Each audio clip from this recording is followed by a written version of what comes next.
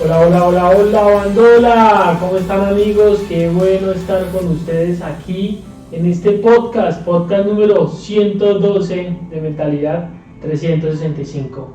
Vamos a hablar sobre una de las armas más mortales que utiliza la fuerza negativa o el diablo, como lo quieran llamar, para dominarnos, según el libro Burlar al Diablo de Napoleón Hill. Saca tu cuaderno y tu lápiz, vamos a comenzar.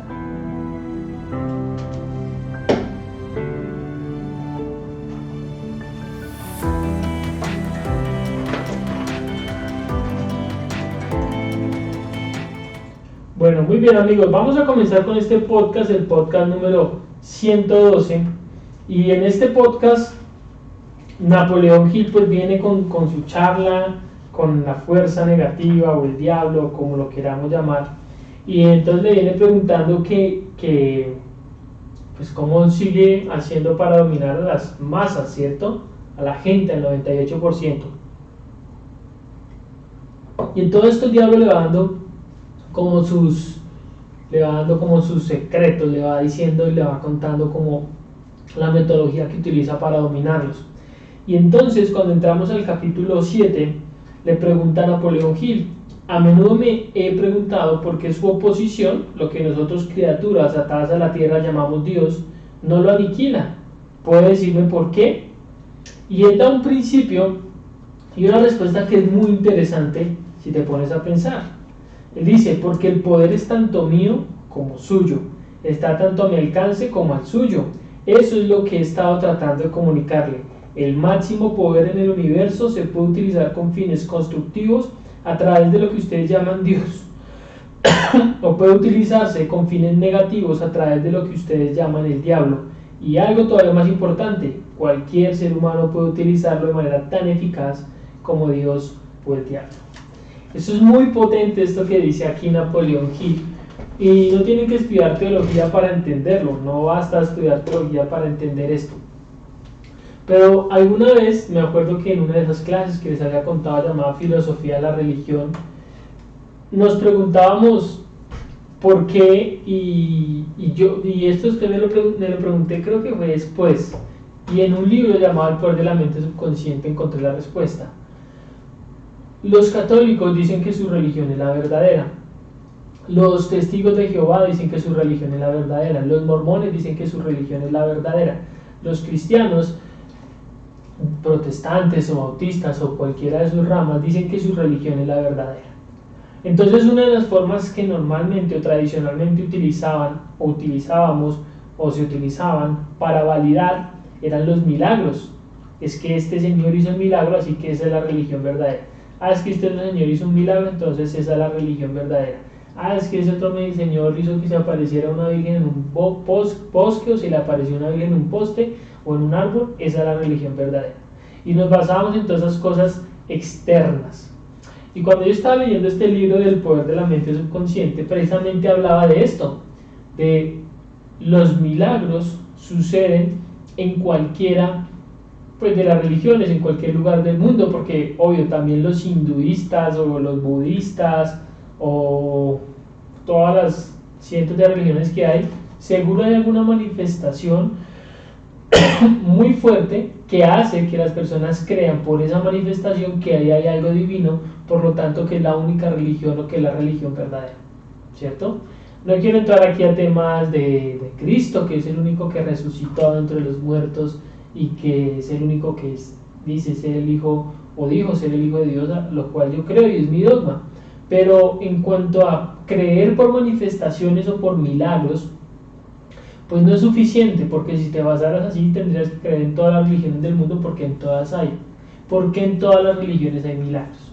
Una cosa es hacer un milagro, utilizar un poder que existe y que todos podemos. Cuando Jesús dice: mayores cosas que ustedes harán, porque los discípulos se asombraban de que Dios hiciera milagros y de que sanara enfermos, y Dios dice: mayores cosas que estas ustedes harán. Es decir, tienen el poder de hacerlo, pero no lo utilizamos. Todos los seres humanos tenemos ese poder de hacer milagros, de hacer cosas extraordinarias. Incluso al comienzo de este podcast hablamos sobre esos milagros de alguna u otra manera con esto de Rewire de Joe Dispenza, donde decía que básicamente meditando y entrando en un estado profundo allá en la mente subconsciente, podríamos hacer cambios incluso genéticos, físicos, de hábitos, podríamos cambiar la vida, y por eso hay personas que se sanan de enfermedades muy graves simplemente entrando en un estado de dominio de su mente a través de la meditación. Es decir, cualquier persona podría hacer lo que llamamos o conocemos como un milagro. Eso es increíble el poder subutilizado que todos tenemos. Entonces, pues bueno, no es suficiente basarse en un milagro para creer quién es, en un acto, digamos que sobrenatural, que ya la ciencia de alguna u otra manera explica que muchos de esos actos ya no son, pues sí son naturales porque no son comunes, pero no son sobrenaturales porque la misma naturaleza los está haciendo, nosotros mismos podemos hacerlo. Así que en ese libro pues hablaba que básicamente donde nosotros poníamos la fe, ese objeto de la fe tenía un significado y de tal manera nos hacía sanar, algo así como el efecto placebo, para que busques uno de los videos donde hablamos de esto. Entonces el diablo le dice, pues Dios no me elimina, pues porque el poder es el de él y mío, los dos tenemos el poder en este aspecto. Ojo, no quiero crear una teología basada en un libro de una persona, pero sí tiene mucha razón en decir de que tiene que haber como un equilibrio, ¿no? Debe haber una parte buena, una parte mala, un día, una noche. Eso es lo que genera equilibrio. Y lo potente es que nosotros somos factores importantes en ese equilibrio y que nosotros también tenemos ese poder. En mis creencias, porque Dios nos dio ese poder, porque Dios nos creó con ese poder. Y esto es asombroso. Yo desearía que tú pudieras reflexionar sobre esto realmente y entrar en el estado del dominio, en el estado de la cabeza, en el estado de decir, pucha, algo tenemos acá que no nos lo hemos pillado, ¿cierto? Entonces le dice, usted puede probar lo que afirma, le dice Napoleón, y él dice, sí, pero sería mejor que lo probaras tú mismo. La palabra diablo no vale de mucho entre ustedes, la palabra del diablo, y los pecadores atados a la tierra, tampoco la palabra y los pecadores atados a la tierra. Tampoco la palabra de Dios. Ustedes le temen al diablo y se niegan a confiar en su Dios. Temen al diablo y se niegan a confiar en su Dios. Por lo tanto, solo tienen una fuente a través de la cual podrían obtener los beneficios del poder universal, y esta es el confiar y utilizar su propio poder de pensamiento. Ese es el camino directo hacia el almacén universal de la inteligencia infinita. No existe ningún otro camino accesible a cualquier ser humano. Confiar. ¿Sabes cuál es el antónimo de la confianza? El miedo. O bueno, la inseguridad, ¿no? Confianza o desconfianza. Y el miedo es sinónimo del desconocimiento, y por eso no conocer algo nos genera desconfianza y nos genera miedo. Mira cómo todos los cabos se van atando a medida que nosotros vamos pensando un poco más, vamos viendo o avanzando un poco más de lo normal, un poco más de lo habitual. Ese es el poder de pensar. Solo una mente pobre se dejaría impresionar con cosas materiales. Solo una mente pobre preferiría o se impresionaría más con cosas materiales que con cosas intelectuales. Ten cuidado con qué te estás dejando impresionar en la vida. Tengamos cuidado con qué nos dejamos impresionar. Si el mejor ejemplo de esto es Salomón diciendo, Dios lo único que te pide es sabiduría para dominar, y al tener sabiduría pudo tener toda la riqueza y ser uno de los hombres más ricos que jamás existió, como ese libro que se llama precisamente así, el hombre más rico que jamás existió. Entonces Napoleón le dice, ¿por qué no encontramos nosotros las criaturas de la tierra el camino a la inteligencia infinita más pronto? Y mira la respuesta tan brutal que le da el diablo: porque los he interceptado y desviado el camino al plantar sus mentes pensamientos que destruyen su poder para utilizar sus mentes de manera constructiva. He logrado que les parezca atractivo utilizar el poder de la inteligencia infinita para alcanzar fines negativos a través de la ambición, la avaricia, la lujuria, la envidia, el odio. Recuerda, tu mente, escucha esto, tu mente atrae aquello en lo que tu mente insiste. Para alejarlos de mi oposición solo tengo que alimentarlos con pensamientos que sean útiles a mi causa. dice el diablo. Tu mente atrae aquello en lo que tu mente insiste. Acá hay un poder brutalísimo.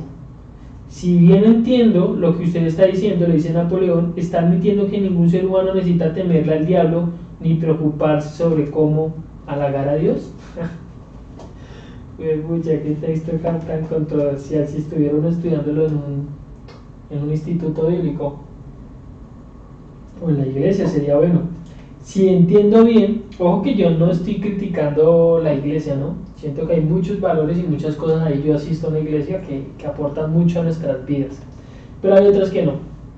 Y no es culpa de las personas. Todos los seres humanos cometemos errores. No estoy juzgando a las iglesias. Incluso si puedes ir a una sería muy bueno que fueras, porque hay cosas más trascendentales y más eternas que la misma vida y lo que obtengamos y nuestra mente.